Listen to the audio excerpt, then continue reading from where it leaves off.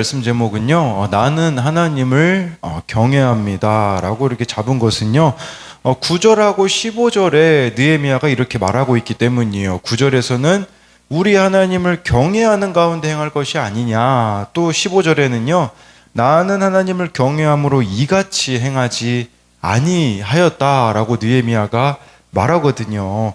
하나님을 경외한다라는 게 무엇이겠습니까? 바로 하나님 사랑, 이웃 사랑이 실제가 된 그런 삶이 아니겠습니까? 오늘 말씀을 통해서 그렇다면 나도 어떻게 하나님을 이렇게 느헤미야처럼 경외할 수 있을지를 살펴보겠습니다. 첫 번째로요, 하나님을 경외하는 자는요, 가난한 자의 원망을 듣습니다. 1절입니다. 그때의 백성들이 그들의 아내와 함께 크게 부르짖어 그들의 형제인 유다 사람들을 원망하는데 라고 말씀해 주고 있어요. 외부의 위협이 아직 사라지지 않은 가운데 성벽 재건에 참여한 사람들 가운데 원망이 생겨나고 있습니다. 지금 서로 힘을 모아서 외부의 공격을 대비해야 되는 위급한 상황인데도요, 내부적인 갈등이 일어났다라는 것이에요. 정말 하나님이 기뻐하시는 일이라면요, 이처럼 방해가 있습니다. 외부적인 방해, 내부적인 방해, 또 더 가깝게는 마음의 방해가 있을 수도 있다라는 거겠죠. 1절에 보니까요, 대조가 되는 두 집단이 나와요. 백성들, 유다 사람들, 이렇게 나오죠. 여기서 그 유다 사람들이라는 말은 바벨론에서 돌아온 부유층을 가리키는 겁니다. 그리고 이 백성들은 이들 밑에서 일하던 소작농으로 추정할 수 있습니다. 백성들의 이 원망이 무엇이었을까요? 2절부터 5절을 보면요, 이 동족 유다 사람들을 원망한 사람들 중에요, 자녀가 많은데 양식이 부족한 사람들이 있었거든요. 그래서 이렇게 이 땅을 소유한 사람들도 있었겠지만 소유하지 못한 사람도 하루하루 일해서 받은 양식으로만 살아야 됐는데, 문제는 지금 성벽 공사까지도 참여하게 되잖아요. 그러니까 어려움이 더 커졌던 거겠죠. 많은 가족을 위해 양식이나 새포도주나 기름을 빌려야 됐고요. 빚이 늘어나다 보니까 땅을 팔아야 되죠. 그것도 안 되니까 아들과 딸을 노예로 팔게 되는 악순환의 상황이 있기 때문에 원망이 일어났다라는 것이에요. 여러분, 우리도요, 수면 아래에 감춰져 있다가 수면 위로 드러나는 문제들이 있습니다. 그것이 의미하는 바가 무엇이겠습니까? 하나님께서 그 악순환을 끊기를 원하신다라는 것이에요. 저는 이 말씀을 보면서 공동체에 드러나는 것 또는 드러내는 것의 중요함을 깨닫습니다. 또 5절의 마지막을 보십시오. 유다 사람들을 원망하는데 라고 이렇게, 원망하는데 라고는 1절이고 5절에 보면 우리에게는 아무런 힘이 없도다 라고 말하잖아요. 우리에게는 아무런 힘이 없다. 누가 원하는 모습입니까? 대적이 원하는 모습을 보여주는 것이에요. 정말 의욕상실, 무기력함이라고 볼 수가 있겠죠. 이런 이야기를 들었을 때 느헤미야는 가만히 있지 않아요. 6절, 7절에 보면요, 내가 백성의 부르짖음과 이런 말을 듣고 크게 노하였으나 깊이 생각하고 귀족들과 민장들을 꾸짖어 그들에게 이르기를 너희가 각기 형제에게 높은 이자를 취한도다 하고 대회를 열어 그들을 쳐서. 그럼 우리는 어떤 반응입니까? 내가 앞설 수 있어요. 막 혈기가 나오고요, 감정이 먼저 나올 수 있습니다. 그런데요, 이런 말을 듣고 크게 노하였대요.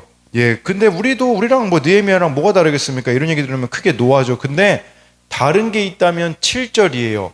느헤미야가요, 깊이 생각하고 라고 말해주고 있어요.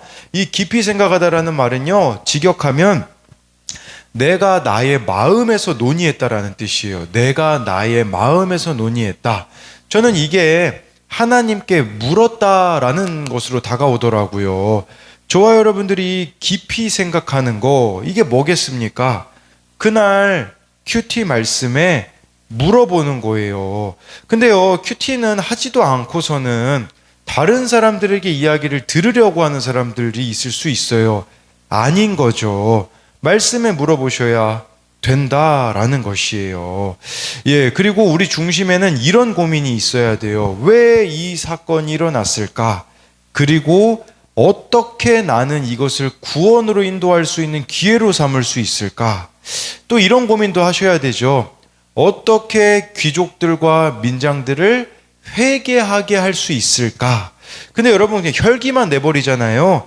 절대로 회개까지 인도해낼 수 없다는 사실을 기억하셔야 됩니다. 감정이 앞서잖아요. 절대로 회개로 인도할 수 없어요. 깊이 생각하는 시간을 가져셔야 되는 거죠. 이 생각의 시간이 뭐겠습니까?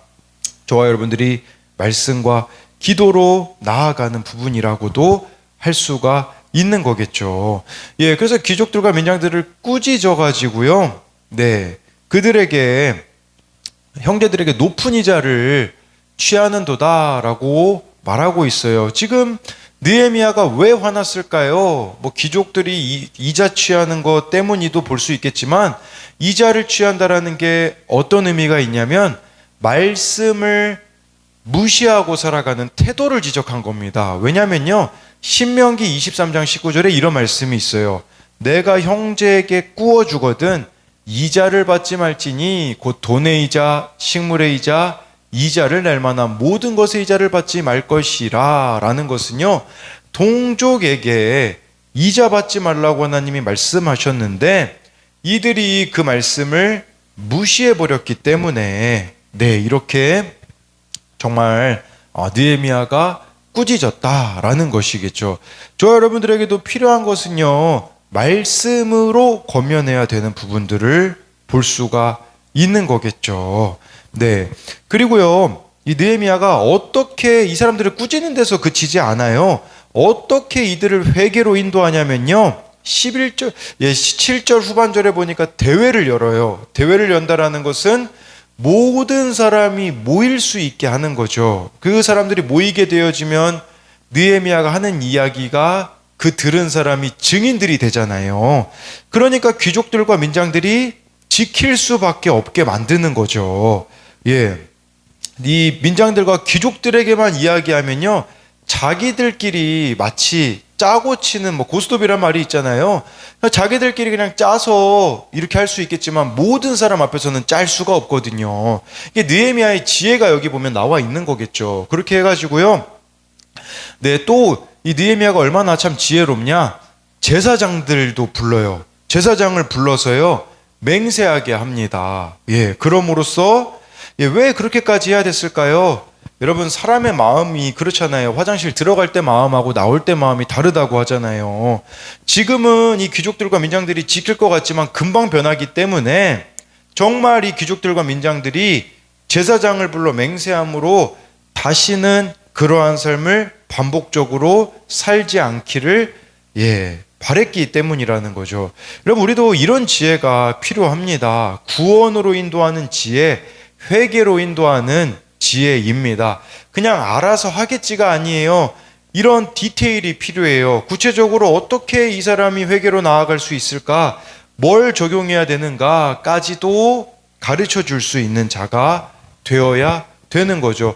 그렇게 하려면요, 7절에 깊이 생각하고 내가 정말 생명력 있는 관계를 하나님과 맺고 있어야 이런 것까지 우리가 나아갈 수가 있다라는 거겠죠. 묵상 간증, 골드보다 갓 이런 간증이 나와요. 네, 금보다 하나님이라는 뜻이죠. 돈 문제로 다투는 부모님을 두었기에 이제 돈을 우상 삼은 어느 지체의 간증이거든요. 그러던 어느 날 아버지는 회사에서 승진하시고 꽤 많은 벌이가 있음에도 불구하고 종종 돈을 빌렸다고 합니다. 그때마다 어릴 때 힘든 감정이 떠올라 아버지를 미워하고 저주하기까지 했고, 또 내가 곧 죽을 것 같다며 하나님을 원망했대요. 공동체에 이 사실을 털어놓자 지체들의 나눔을 통해 아버지와의 관계 문제가 돈을 우상 삼은 내 죄 때문임을 깨달았다라고 합니다. 청년부 멘토이신 집사님이요, 이렇게 말씀하셨대요. 마지막으로 이유를 묻지 않고 돈을 빌려드리되 아버지께 교회에 나오실 것을 권해라. 그러지 않으면 빌려드릴 수 없다고 말씀드려라는 권면을 들었다고 합니다. 거기 또 이런 내용이 나오더라고요. 저는 아버지의 부정적인 반응이 예상되어 불안했지만 공동체의 권면에 순종하여 아버지에 대한 감정을 말씀드렸습니다. 그러자 예상과 달리 아버지는 제게 미안하다고 하시며 저를 안아주셨습니다. 그리고 당장은 일요일에도 일해야 돼서 교회에 나가지 못하지만 이직하면 가겠다고 약속하셨습니다. 이 일을 저는 돈이나 관계 문제보다 중요한 것이 구원임을 깨달았습니다. 라고 말해주고 있는 것이죠. 우리에게도요, 돌발적인 상황과 사건들과 문제들이 있어요. 정말 하나님께 그걸 가지고 나아가면요, 이것은 기회가 되어집니다. 어떤 기회가 되겠습니까? 회개할 수 있는 기회, 구원으로 인도할 수 있는 기회가 되어질 수 있다라는 것입니다. 그래서 이것에 대한 적용 질문은요, 나는 가족이나 지체가 원망하며 부르짖는 소리를 어떤 태도로 듣습니까? 전 느헤미야의 이 대단함은요, 이 가난한 자들의 부르짖음을 업신여기지 않고 들었다에 있습니다. 예, 또 한 가지는요, 구원에 관심이 있기에 어떻게 가족이나 지체들이 회개로 나아갈 수 있을지를 깊이 생각합니까? 예, 이게 대안을 생각합니까가 되는 거겠죠. 근데 반대로 안 된다고 단정 짓고 있지는 않습니까? 두 번째로요, 하나님을 경외하는 사람은요, 삶이 말합니다. 14절, 15절을 보면요, 또한 유다 땅 총독으로 세움을 받은 때 곧 아닥사스다 왕 제20년부터 제32년까지 12년 동안은 나와 내 형제들이 총독의 녹을 먹지 아니하였느니라. 나보다 먼저 있었던 총독들은 백성에게서 양식과 포도주와 또 은 40세겔을 그들에게서 빼앗았고 또한 그들의 종자들도 백성을 압제하였으나 나는 하나님을 경외함으로 이같이 행하지 아니하고. 그러니까 지금 느헤미야가요, 유다 땅 총독으로 와 있거든요. 총독으로 12년 동안 이렇게 있었다라고 말씀해주고 있는 거겠죠. 여러분, 근데요, 백성들과 유다 지도자들이 왜 느헤미야의 말을 잘 들을 수밖에 없었을까요? 그 이유는요, 느헤미야는요, 삶으로 말했기 때문입니다. 하나님을 경외하는 사람은요, 삶으로 말해요. 그래서 그 느헤미야의 삶이 어땠냐? 14절에 보니까 12년 동안 총독으로 있었는데요, 총독의 녹을 먹지 않았대요. 예, 이것은 총독 월급 안 받았다, 그런 뜻인 거겠죠. 그러니까 지금 내가 여기 와 있는 것은 돈의 목적이 있는 게 아니다, 이걸 분명히 느헤미야가 보여주었다라는 거죠. 그리고 15절에요, 총독들이요, 그 이전의 총독들은 어땠냐? 백성에게서 양식, 포도주, 은 40세겔을 뺏었대요. 은 40세겔이, 은 한 세겔이요, 노동자 4일 품삯이거든요. 은 한 세겔이 노동자 4일 품삯이면, 네, 40세겔이면, 예, 4 곱하기 40 하면 160일. 160일 동안 그 노동자가 일하는 돈을 뺏었대요. 이게 예를 들어 노동자가 하루에 10만 원 번다고 치면요, 1600만 원을, 예, 이렇게 세금으로 뺏었다라는 거죠. 이게 뭐 하루치였는가는 정확하게는 모르겠어요. 근데 1600만 원 정도를 세금으로 빼앗아 버렸으니 큰 돈이잖아요. 근데 느헤미야가 왜 그렇게 안 했냐? 15절 후반절에 보니까 나는 하나님을 경외함으로 이같이 행하지 않았다라는 겁니다.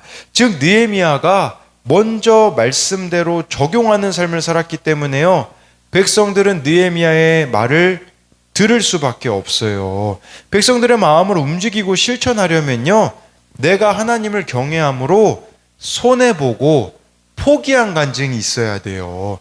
여러분, 손해보고 하나님 때문에 포기한 간증이 없으면, 네, 뭐 누구를 설득할 수 있겠습니까? 그래야 다른 사람에게도 내려놓으라고 권면할 수가 있다라는 거겠죠. 네, 이런 내려놓은 간증이 없다면 그 말이 무슨 말이겠습니까? 그 사람의 삶은 야망에 붙들린 삶이다, 욕심에 붙들린 삶이다 라고 우리가 말할 수 있지 않겠습니까? 느헤미야는 지금 온 몸으로 보여주는 거예요. 나는 구원에 붙들린 삶이다, 하나님께 붙들린 삶이다 라고 말했기 때문에 이러한 것들을 과감하게 포기할 수가 있었다라는 거죠. 19절로 넘어가면요, 내 하나님이여 내가 이 백성을 위하여 행한 모든 일을 기억하사 내게 은혜를 베푸시옵소서. 느헤미야가요 마지막에 기도를 해요. 기도. 네, 이것은 생색을 내는 기도가 아니에요. 하나님, 제가 이 백성들을 위해서 뭘 했는지 기억해 주세요. 뭐 단지 그런 기도가 아니라, 그가 왕궁에 관원도 내려놓고 총독의 녹도 안 받고 이자도 안 받은 것은 자신을 위해서가 아니라 이 백성을 위하여 행한 일이라는 것이에요. 하나님을 경외함으로 하나님의 백성인 이스라엘 공동체를 위해서 적용했으니 이 백성을 위해 은혜 베풀어 달라는 거예요. 나 잘되게 해주세요가 아니에요. 하나님, 제가 이 백성들을 위해서 손해본 거 아시죠? 그러니까 저 잘되게 해주세요가 아니라, 그러니까 이 백성들 잘되게 해주세요라는 기도였다라는 거겠죠. 또한 이 모든 일에 하나님이 증인이 되신다라는 그런 의미가 있다라는 거죠. 그러면 느헤미야와 우리를 한번 비교해 봅시다. 그렇다면 우리의 문제는 뭘까요? 삶은 없고 말만 있다라는 것입니다. 적용은 하지 않으려고 하면서 기도만 합니다. 말씀을 나에게 비추어 깊이 생각하지 않고요, 혈기로 반응하고 감정에만 반응합니다. 그러나 저와 여러분들이 정말 하나님을 경외함으로 말씀대로 믿고 살고 누려서 하나님의 은혜의 공급이 끊이지 않아 여러분들이 속한 그 공동체 성벽이 재건되어야 한다라는 것을 기억해야 된다라는 것을 말씀해 주고 있는 것입니다. 네, 어제 이렇게 그 기독교사 모임에 들어갔는데요. 원래 기독교사 모임 끝나고 기독교 동아리까지 이렇게 있어야 되는데, 네, 어느 선생님하고, 네, 고3 학생하고 거의 뭐 1시 반부터 3시 10분까지 엄청나게 많은 이야기들을 했어요. 그런데 그 선생님께서 좀 구속사를 이해하지 못하시는 부분들이 있더라고요. 꼭 저의 예전 모습과 같았어요. 노력하면 다 할 수 있다라는 생각을 이렇게 가지셨더라고요. 그래서 제가 지금까지 저의 삶에 있었던 것들을 이야기해 드렸거든요. 어떤 것들을 이야기해 드렸냐? 제가 그 자기 열심으로 자기 의의 그 결론이 번아웃이었었다라는 것을 이야기 드릴 수가 있었었고요. 그리고 사람들에 대하여서도 이전에는 저도 칼같이 잘랐거든요. 예, 우리 교회 어느 청년이 정말 성적으로 무너졌을 때 이제 교회를 나가라고 했었던, 근데 그 청년이 교회 나가서 변화가 됐습니까? 변화되어지지 않았다라는 것을 이야기하면서 이제는 더 힘든 적용을 해 나간다라는 것을 이야기해 줄 수가 있었고요. 그리고 그 부분을 좀 이야기해 줄 수 있었어요. 진짜 그 지체를 위해서 기도하면 기다리게 됩니다. 근데 이 기다림이라는 게 수동태가 아니라 능동태입니다라고 이야기를 드렸어요. 무슨 말이냐? 내가 그 지체를 기다린다고 해서요, 아무것도 안 한다라는 게 아니라 사랑으로 끊임없이 행함이 있다라는 거거든요. 사랑으로 끊임없이 적용하는 거에 어떤 적용일까요?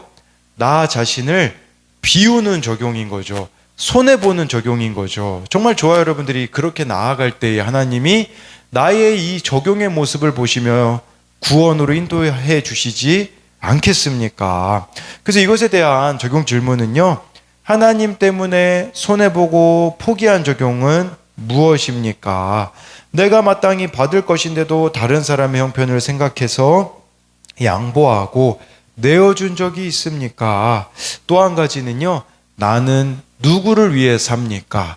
하나님을 경외함으로 섬겨야 할 사람은 누구입니까? 느헤미야는 백성들을 위해서 살았잖아요. 정말 좋아요. 여러분들이 동일하게 이렇게 다른 사람의 구원을 위하여서 살아가는 그런 한 사람 한 사람이 되어줘야 합니다. 기도하겠습니다. 살아계신 하나님, 이 정말 공동체에 분열이 일어났습니다. 분열이 일어났는데 가난한 사람들의 소리에 느헤미야가 귀 기울이는 하나님, 우리에게도 이런 민감함이 있게 하여 주옵소서. 또한 이 민장들과 또 이렇게 정말 착취하고 있는 사람들에게 혈기로 반응하는 것이 아니라 느헤미야가 깊이 생각하였다고 하였습니다. 우리에게 선한 생각이 어떻게 나올 수가 있겠습니까? 그렇기에 깊이 생각했다라는 것은 정말 말씀 앞에 나아가고 기도로 나아갔을 때 정말 그들을 말씀을 가지고 권면하고 있는 이 느헤미야의 모습이 우리의 모습이 되게 하여 주옵소서. 그리하여 혈기가 앞서지 않게 하시고 감정이 앞서지 않을 수 있도록 은혜를 베풀어 주옵소서. 또한 어떻게 이들을 회개로 이끌 수 있을까? 어떻게 이들을 구원으로 이끌까를 늘 고민하며 기도하며 나아갈 때에 하나님 우리들에게 십자가의 지혜를 허락하여 주옵소서. 또한 느헤미야의 말을 백성들이 들을 수밖에 없었던 것은 백성들을 위하여서 손해보는 삶, 손해보는 적용을 하는 그 모습이 있기 때문이었습니다. 우리도 정말 다른 이들을 위하여서 손해보는 적용을 함으로써 정말 그들이 나의 삶을 보고서는 예수님께 나아올 수밖에 없게 하여 주옵소서. 오늘도 정말 우리들 가운데 함께하여 주실 것을 믿으며 살아계신 예수님 이름으로 기도드립니다. 아멘.